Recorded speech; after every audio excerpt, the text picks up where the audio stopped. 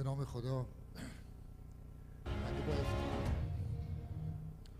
خیلی برای بنده باعث افتخاره که در این محفل بسیار بسیار مهم و با ارزش و ستودنی، محفلی که آرزوی همه ایران دوستان و شمس دوستان و مولانا پژوهان بود، حضور دارم در محضر اساتید برجسته‌ای که همه اونها اولا هستن برای اینکه در اینجا بیان و سخن بگن، به ویژه بانوی ارجمند که نماد ایران و ایران دوستی ما هستند، خانم ژاله آموزگار. در محضر ایشون سخن گفتن بسیار دشواره.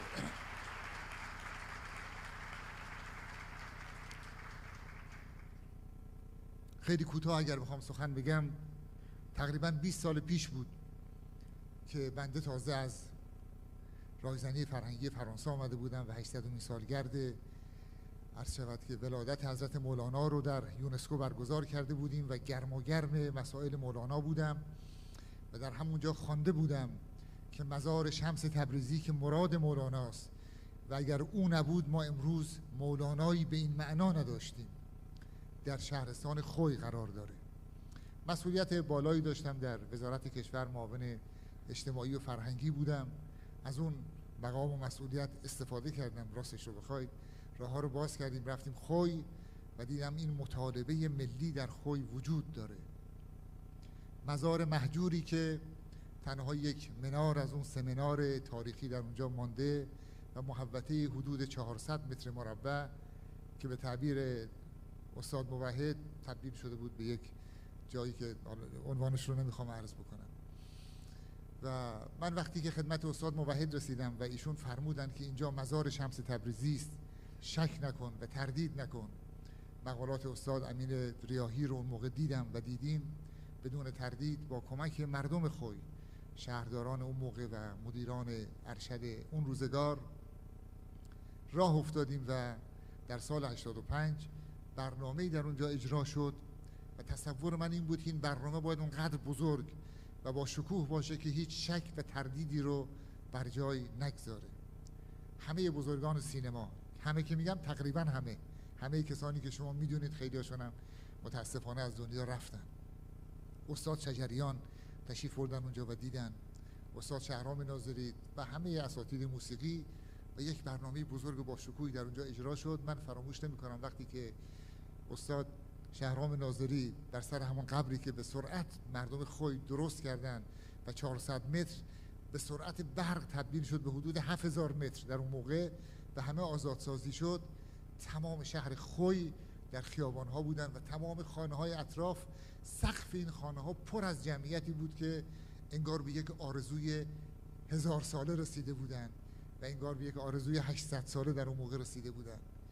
و من یادمه که استاد شهرام ناظری وسط خواندنش که بسیار هم با شکوه بود، پیدا شدی رو داشت میخوند و این موج جمعیت ترسید و برنامه رو تمام کرد. گفت من میترسم این خونه ها فرو بریزن، این همه جمعیتی که رو این خونه هاست. همون موقع خب رئیس مجلس رو دعوت کردیم، بزرگان دیگر رو دعوت کردیم برای اینکه اجماعی صورت بپذیره. هم بزرگان فرهنگ، هم بزرگان هنر، هم مرحوم استاد شجریان، هم دیگران و دیگران، همه به احترام شمس آمدن، به احترام حضرت مولانا آمدن، ولی همه با خودشون نجوا می‌کردن، گاهی هم با صدای بلند: آیا واقعا قبر شمس تبریزی اینجا هست؟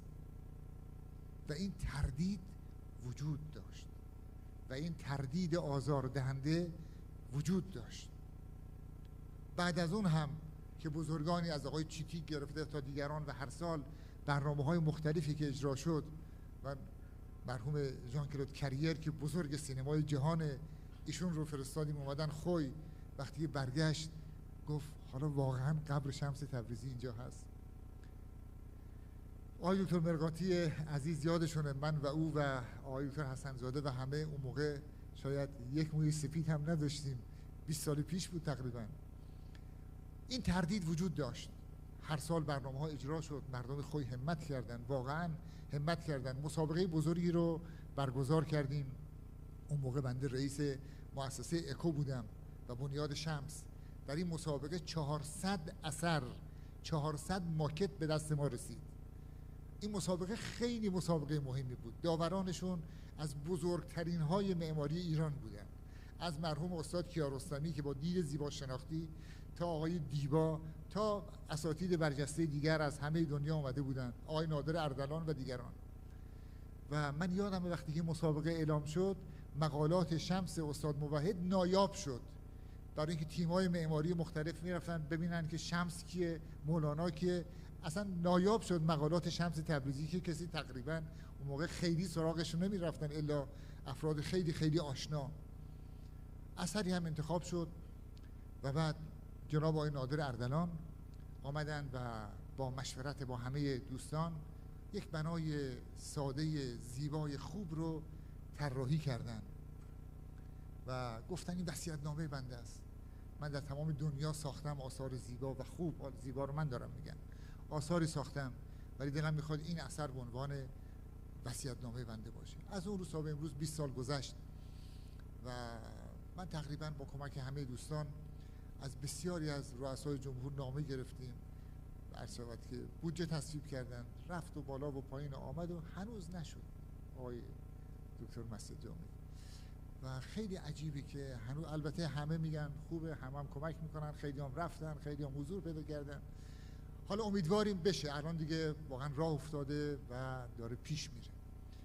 حالا من میخوام بگم این داغی که من بر سینه داشتم برای اینکه 20 ساله که با مردم عزیز خوی و البته برکتی بود که بر سر سفره مولانا نشستم، بر سر سفره حضرت شمس نشستم و بهانه شد برای اینکه ارادت بنده رو استاد موحد متوجه بشن و محضر ایشون شرف یاب بشن. اینا همه برای من نعمت بزرگی بود در این سالها، ولی این داغ رو بر دل داشتم که چرا این مقبره ساخته نشد. امروز با دیدن این کتاب چنین داغی بنده بر دل ندارم. اگر اون روز همه با تردید میگفتن آیا مقبره شمس اینجاست، جناب آقای دکتر حسن‌زاده عزیز و بنیاد مرحوم زریاب، استاد ارجمند، امروز کسی که این کتاب رو ورق بزنه ذره تردید در او باقی نخواهد ماند که مقبره شمس تبریزی اینجاست. این کار از ساخت مقبره از نظر بنده اهمیتش و ارزشش به مراتب بیشتره، برای اینکه ایرانی ها، ایران دوست ها، بزرگان فرهنگ، عاشقان ایران حتما از این مقبره ها و 100 برابر او رو با هزینه شخصی هم خواهند ساخت، حالی که الحمدلله دولت هم پای کاره. ولی این کار کارستانی بود. من از 10 سال گذشته بارها آقای دکتر حسن‌زاده، این پژوهشگر آرام و بی‌حاشیه و پرتلاش، تماس می‌گرفتن، شنیدن در فرانسه فلان کاغذ وجود داره، فلان سند هست، کمک کنید در مسکو فلان سند هست. باورم نمی‌شد. من وقتی که دیروز این کتاب رو دریافت کردم، ورق زدم، مینیاتورهایی رو دیدم که مال سال 700 و 800 سال 700 سال پیش، و در این مینیاتورها مزار شمس تبریزی به عنوان مزار شمس تبریزی عالی رسم شده، ترسیم شده، نقشه ها و سفرنامه ها و کاتالوگ های نمایشگاهی بزرگ دنیا. واقعا 1/3 این کتاب هم همه تردیدها رو از بین میبره. و اینکه ما در دنیا، ایشون نشون دادن و همه اینها رو هم توضیح دادن در این کتاب، که ما 9 تا مقبره منسوب به شمس تبریزی داریم، از پاکستان گرفته تا هندوستان گرفته تا در ایران در نقاط مختلف، و خودشون همه رو در آوردن که اینا کدوم شمس بودن. و این نشون میده که مردم جهان چه ارادتی به شمس تبریزی داشتن که هر شمسی رو میگفتن این شمس تبریزیه. یعنی همه اینها نشانه بزرگی و عظمتی است که شمس تبریزی در میان مردمان دنیا داشت. و من فکر میکنم ما امروز میتونیم یک شبکه‌ای رو از تمام شهرهایی که به نام شمس به هر حال آرامگاهی، بارگاهی و یادمانی رو ساختن درست کنیم و همه اینها رو به هم متصل کنیم. این کار بسیار بزرگ، ارجمند و سترگ و ماندگاری است. همه کسانی که این کتاب رو دیدن میدانن که چه کار بزرگی صورت گرفته و من خیلی خوشحالم و خدا رو شکر میکنم و مطمئن هستم که با انتشار این کتاب اتفاقات خیلی خیلی بزرگتر و بهتر خواهد افتاد. و همون جوری که همه ما آرزو داشتیم، بارها مردم خوی از من با حرارت شنیدن که خوی باید بشه قونیه ایران، که البته به نظر من با سرعت به این سمت داره حرکت میکنه و حرکت کرده. این کتاب این اراده ملی رو و این اجماع جهانی رو درست خواهد کرد. آفرین بر شما جناب آقای حسن‌زاده عزیز، موفق باشید.